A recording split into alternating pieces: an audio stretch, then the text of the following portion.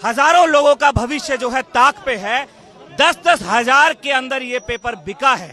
सरकार इस पे कोई रुख स्पष्ट नहीं कर रही है। हजारों साथियों का क्या, उन विद्यार्थियों का क्या जिन्होंने पूरी ईमानदारी से, मेहनत से जो है इस पेपर की तैयारी की थी और पूरी ईमानदारी से पेपर दिया था, अब उनका क्या? उनके माँ बाप सवाल कर रहे हैं। आज हमारे साथ में नीट के विद्यार्थी इस प्रोटेस्ट में आए हैं, उनके भविष्य के सपनों का क्या? दोस्त, क्या आपको पता है कि भारत में एक ईमानदार डॉक्टर बनने की कीमत क्या है? मेहनत नहीं, रात भर जागकर पढ़ाई करना? अब बिल्कुल नहीं। इस सिस्टम के हिसाब से एक डॉक्टर बनने की कीमत है 30 से 40 लाख रुपए कैश में। इस देश में अगर आप एक युवा हैं, पढ़ाई कर रहे हैं और एक मिडिल क्लास परिवार से आते हैं तो बधाई हो। इस सरकार और सिस्टम की नजर में आप सिर्फ एक एटीएम मशीन है जिसे फॉर्म की फीस के नाम पर लूटना है और फिर सड़क पर लाठियां खाने के लिए छोड़ देना है।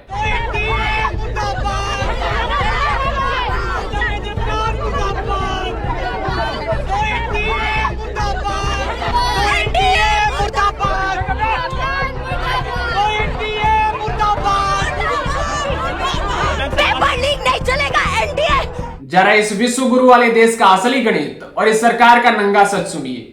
22 लाख कुछ बच्चे यानी लगभग 23 लाख बच्चे।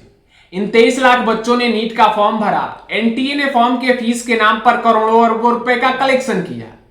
पूरे देश में सरकारी मेडिकल सीटें कितनी हैं? मुश्किल से 55 से 60 हजार।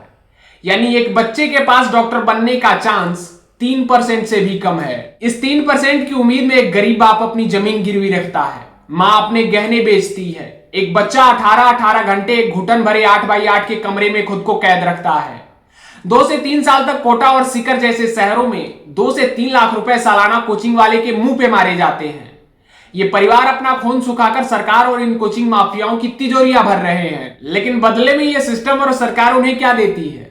गुरुग्राम का एक डॉक्टर और राजस्थान के 2 भाई जो 30 से 40 लाख रुपए सूटकेस में भर के ले जाते हैं और सरकार की नाक के नीचे से पूरा का पूरा पेपर खरीद लेते हैं। मुझे एक बात बताइए, जब किसी राज्य में एक विधायक कम पड़ता है तो यह सरकार रातों रात चार्टर्ड प्लेन भेजकर विधायक खरीद लेती है। चुनाव जीतने के लिए इनका इंटेलिजेंस और मशीनरी इतनी तेज है कि परिंदा भी पर नहीं मार सकते। लेकिन जब बात 23 लाख बच्चों के भविष्य की आती है तो इनका पूरा सिस्टम अंधा, बहरा और गूंगा कैसे हो जाता है? जब शुरुआत में धाधली की बदबू आई तो शिक्षा मंत्री ने कैमरे पर आकर बेशर्मी से कह दिया कि पेपर लीक का कोई सबूत नहीं है। यह अहंकार है सत्ता का। यह इस बात का घमंड है कि ये 23 लाख बच्चे और इनके परिवार कुछ नहीं कर पाएंगे। आज अगर एक आम व्यापारी 10,000 रुपए का टैक्स ना भरे तो सरकार की ईडी, सीबीआई और इनकम टैक्स वाले उसका दरवाजा तोड़ देते हैं, उसके घर पर बुलडोजर चढ़ा दिया जाता है। तो आज मेरा इस सरकार से सीधा सवाल है कि जिन शिक्षा माफियाओं ने, जिस एनटीए ने 23 लाख परिवारों को जीते जी मार डाला, उनके दफ्तरों पर बुलडोजर कब चलेगा? उनके बैंक अकाउंट सीज कब होंगे?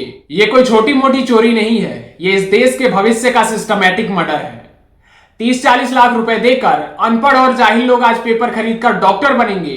कल जब वो अस्पतालों में आपकी और मेरी चीड़-फाड़ करेंगे, तब क्या ये सरकार उन मौतों की जिम्मेदारी लेगी? हम दिन रात डिजिटल इंडिया और सुपर पावर का ढिंढोरा पीटते हैं, लेकिन असलियत ये है कि आज भारत पेपर माफियाओं, करप्ट अधिकारियों और सत्ता के नशे में चूर नेताओं का गुलाम बन चुका है।